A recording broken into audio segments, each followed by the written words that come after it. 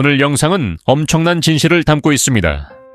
옛날 같으면 극소수에게만 입에서 입으로 전달할 내용이지만 유튜브라는 기막힌 수단이 생긴 덕분에 많은 사람에게 전달할 수 있어 다행입니다. 적어도 100만 명 이상 이 영상을 시청해 깨달음의 길을 찾았으면 하는 바람입니다.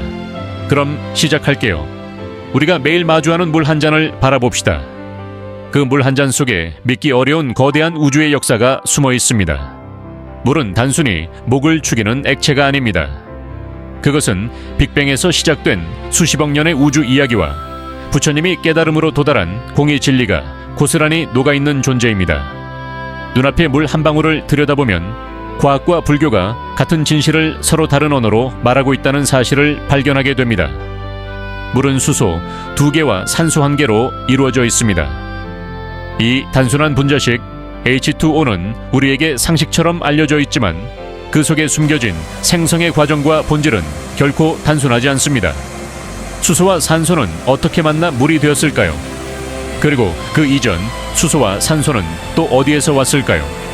그 기원을 따라가면 우리는 우주의 탄생 순간 그리고 그 이전의 미스터리로 들어가게 됩니다.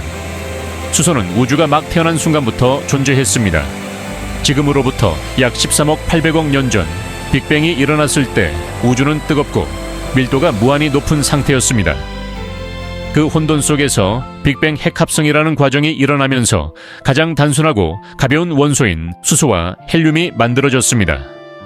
우주 전체 질량의 75%가 수소였고 나머지 대부분이 헬륨 그리고 아주 조금의 리튬이었습니다. 다시 말해 수소는 빅뱅의 첫 번째 선물이자 우주의 원초적 재료였습니다. 반면 산소는 훨씬 뒤늦게 등장합니다. 빅뱅 직후에는 산소라는 원소는 존재하지 않았습니다. 시간이 흘러 수소와 헬륨이 중력에 의해 뭉쳐 별이 태어나면서 그 별의 핵에서 핵융합이 일어났습니다. 처음에는 수소가 헬륨으로 헬륨이 다시 탄소로 그리고 더 무거운 원소들이 차례차례 만들어졌습니다. 산소는 태양보다 훨씬 큰 별의 심장에서 만들어졌고 별이 수명을 다해 초신성 폭발을 할 때 우주 공간으로 뿌려졌습니다.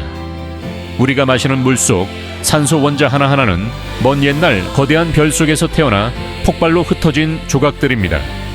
칼 세이건이 말한 것처럼 우리는 모두 별의 먼지로 이루어져 있습니다.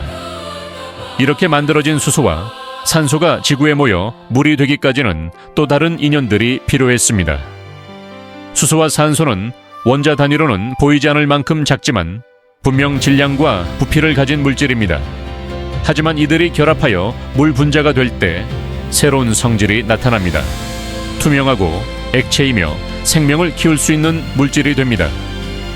원자 하나하나에는 물이라는 성질이 전혀 없지만 결합이라는 조건이 갖춰지면 이전에는 존재하지 않던 특성이 나타나는 것이죠. 부처님은 2500년 전 이런 원리를 이미 꿰뚫고 계셨습니다. 모든 것은 자성이 없고 인연에 의해 생겨난다고 하셨습니다.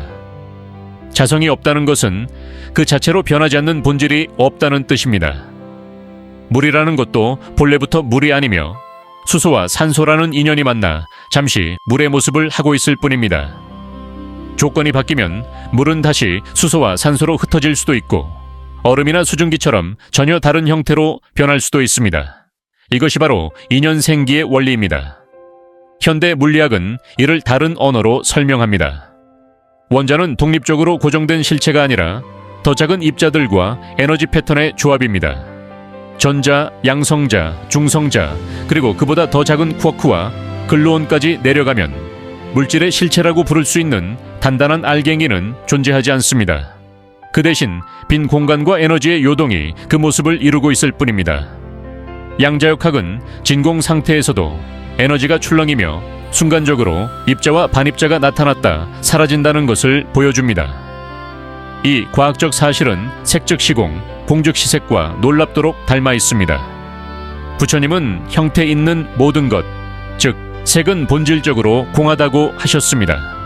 현대 물리학은 모든 물질은 궁극적으로 에너지 패턴이며 고정된 실체가 없다고 말합니다. 언어는 다르지만 가리키는 방향은 같습니다.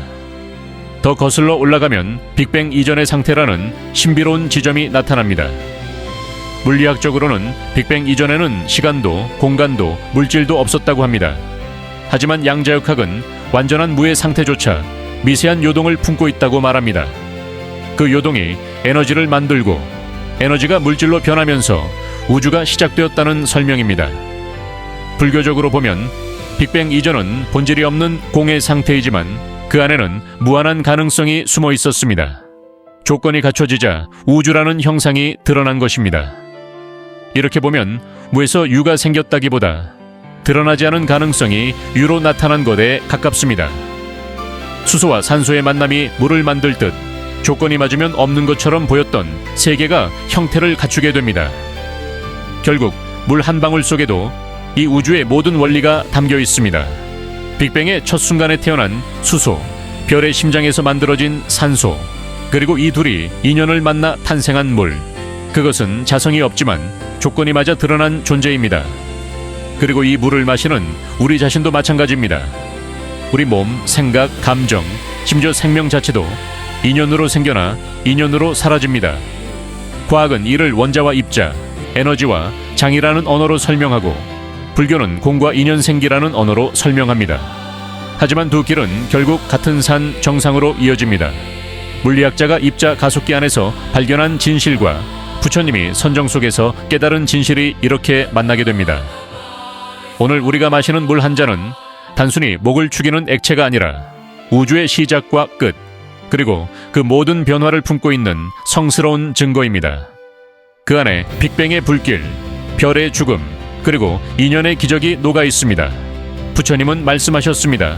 이것이 있으므로 저것이 있고 이것이 없으므로 저것이 없다.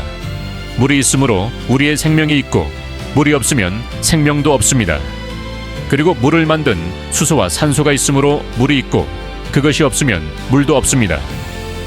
이 단순한 진리를 깨닫는 순간 우리는 더 이상 세상을 당연하게 바라볼 수 없습니다.